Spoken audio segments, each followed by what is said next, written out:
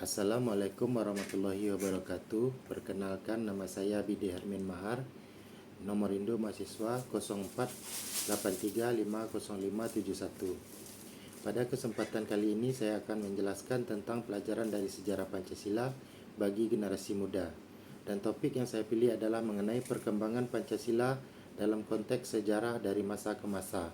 Awal kemerdekaan, RIS, demokrasi terpimpin, Orde Baru, dan reformasi. Yang pertama, masa revolusi fisik antara 1945 sampai 1950. Kedudukan dan fungsi Pancasila pada masa revolusi fisik pasca kemerdekaan Indonesia diproklamirkan dan hukum dasar negara Indonesia yang di dalamnya tertuang dasar negara Indonesia dalam pembukaan Undang-Undang Dasar 1945 disahkan. Walaupun Pancasila dan Undang-Undang Dasar 1945 telah disahkan sebagai dasar negara, namun perjuangan mempertahankan kedaulatan belum selesai. Belanda berusaha kembali menjajah Indonesia melalui berbagai agresi militer. Peristiwa penting pada masa ini adalah agresi militer Belanda 1 dan 2 yang memicu berbagai perundingan seperti Linggarjati, Renville, Ron-Royen, hingga akhirnya diadakan konferensi Meja Bundar tahun 1949. Dalam konferensi itu, Belanda akhirnya mengakui kedaulatan Indonesia pada 27 Desember 1949. Namun, bentuk negara Republik Indonesia Serikat yang dibentuk setelah konferensi Meja Bundar tidak bertahan lama karena rakyat menuntut kembali ke bentuk negara kesatuan Republik Indonesia. Akhirnya pada 17 Agustus 1950, Indonesia resmi kembali menjadi NKRI dan menggunakan Undang-Undang Dasar Sementara 1950 dengan sistem parlementer. Adapun nilai Pancasila yang tercermin dalam peristiwa tersebut yaitu: pertama, persatuan Indonesia, karena seluruh rakyat dan pemimpin bangsa bersatu mempertahankan kemerdekaan, kerakyatan yang dipimpin oleh hikmat kebijaksanaan dalam permusyawaratan perwakilan yang tercermin dalam berbagai perundingan diplomatik seperti Linggarjati dan konferensi Meja Bundar. Keadilan sosial, karena semangat perjuangan saat itu didorong oleh keinginan mewujudkan kemerdekaan yang adil dan merata bagi seluruh rakyat. Yang kedua, masa Republik Indonesia Serikat, yaitu pada 1949 sampai 1950.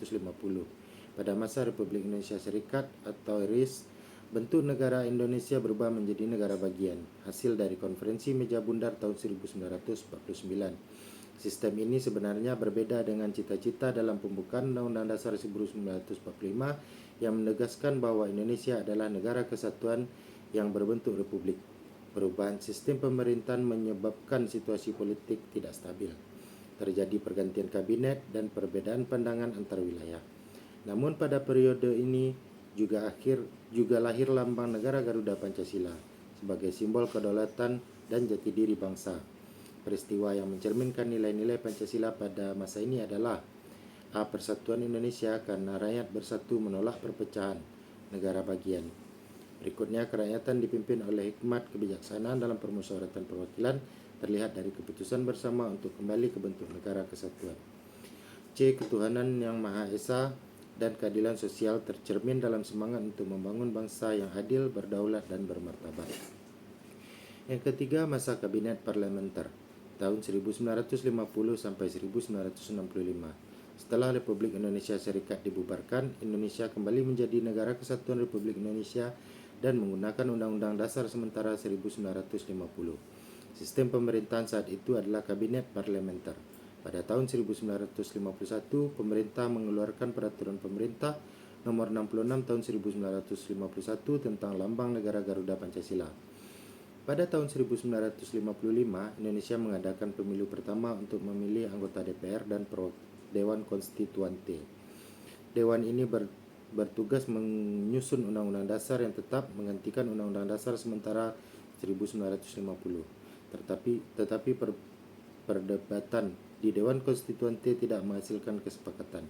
Menanggapi situasi itu, Presiden Soekarno pada 5 Juli 1959 mengeluarkan dekret Presiden yang berisi keputusan untuk kembali ke Undang-Undang Dasar 1945. Dengan demikian, Pancasila dan Undang-Undang Dasar 1945 kembali berlaku sebagai dasar negara dan hukum tertinggi Indonesia.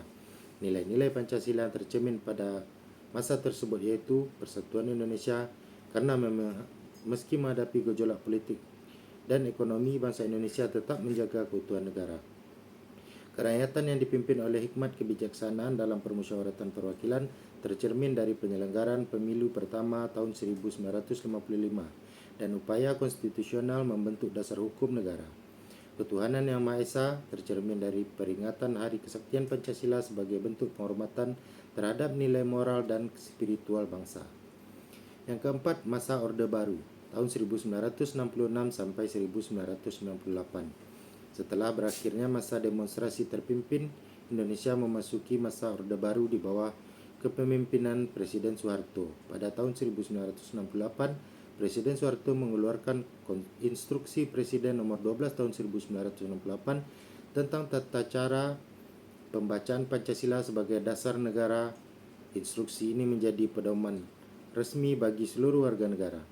Pada masa ini, pemerintah juga menetapkan Pancasila sebagai azas tunggal bagi semua organisasi politik dan masyarakat melalui kebijakan tahun 1982. Tujuannya adalah memperkuat persatuan bangsa dan membentuk manusia Pancasila, individu yang berperilaku sesuai dengan 36 butir pengamalan Pancasila. Namun dalam praktiknya, Pancasila tidak hanya berfungsi sebagai dasar negara, tetapi juga digunakan untuk mengatur urusan pribadi warga negara, sehingga makna aslinya menjadi sempit dan bersifat indoktrinatif. Perubahan besar terjadi pada tahun 1998 ketika Presiden Soeharto lengser dari jabatannya. MPR melalui TAP MPR 18/MPR/1998 mencabut TAP MPR tentang P4. Dalam ketetapan itu ditegaskan kembali bahwa Pancasila yang sah hanyalah yang tercantum dalam pembukaan Undang-Undang Dasar 1945 dan harus dilaksanakan secara murni serta konsisten dalam kehidupan bernegara. Nilai-nilai Pancasila yang tercermin dalam peristiwa tersebut yaitu persatuan Indonesia, tercermin dari upaya pemerintah menjaga kesatuan bangsa melalui azas tunggal Pancasila. Kerakyatan yang dipimpin oleh hikmat kebijaksanaan dalam permusyawaratan perwakilan. Meskipun penerapannya kurang terbuka, semangatnya menunjukkan pentingnya persatuan dalam keputusan politik. 5. Masa sekarang pasca reformasi 1998. Era reformasi yang dimulai dengan jatuhnya Presiden Soeharto pada tahun 1998 membuka kesempatan baru bagi bangsa Indonesia untuk melaksanakan Pancasila sesuai semangat aslinya. Namun pada awal reformasi, pelaksanaan nilai-nilai Pancasila mengalami pasang surut, banyak tafsir dan pemaknaan yang berbeda-beda. Bahkan beberapa lembaga mulai mengabaikannya. Dalam dunia pendidikan, terjadi perubahan besar setelah lahirnya Undang-Undang Nomor 20 Tahun 2003 tentang Sistem Pendidikan Nasional. Maka pelajaran Pancasila dihapus sebagai pelajaran wajib di sekolah karena dianggap simbol dari rezim Orde Baru. Akibatnya nilai-nilai Pancasila mulai terpinggirkan dari sistem pendidikan dan kehidupan sosial masyarakat. Memasuki akhir tahun 2009, MPR RI mencoba mengembalikan semangat kebangsaan melalui sosialisasi 4 pilar, yaitu Pancasila, Undang-Undang Dasar 1945, NKRI, dan Bhinneka Tunggal Ika. Namun, pendekatan ini dikritik karena dinilai menempatkan Pancasila hanya sebagai salah satu pilar, padahal Pancasila adalah dasar negara dan sumber dari semua nilai kebangsaan lainnya.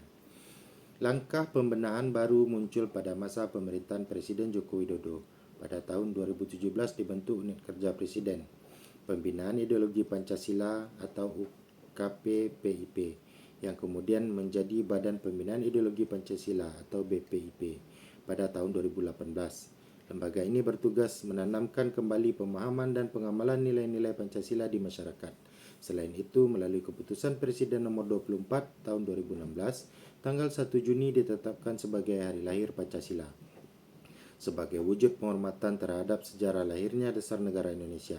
Dengan kebijakan ini, Presiden Joko Widodo berupaya mengembalikan makna Pancasila ke semangat aslinya, yaitu semangat persatuan, kemerdekaan, dan keberagaman yang lahir dari jiwa perjuangan bangsa Indonesia.